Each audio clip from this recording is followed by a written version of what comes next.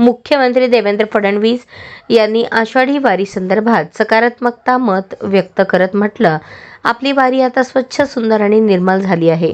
त्यांनी प्रशासनाच्या नियोजनाबरोबरच वारकऱ्यांच्या सहकार्याचंही कौतुक केलं. वारी ही महाराष्ट्राची श्रद्धा असून तिचं आध्यात्मिक महत्त्व मोठं आहे.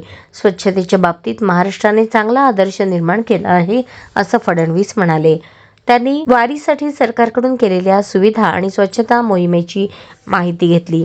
त्यांच्या या वक्तव्यानं वारीबद्दल सकारात्मकता वाढली असून प्रशासन आणि वारकऱ्यांचा उत्साह द्विगुणित झाला आहे.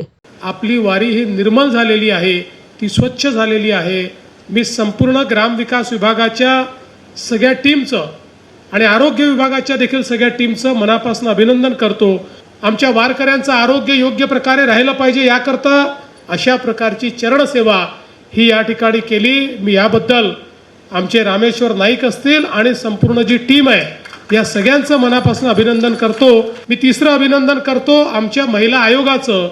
आमच्या रुपाली ताईंच्या नेतृत्वामध्ये महिला आयोगाने देखील विशेषतः आमच्या ज्या महिला वारकरी आहेत त्यांच्या आरोग्याची विशेष काळजी घेण्याचा प्रयत्न केला.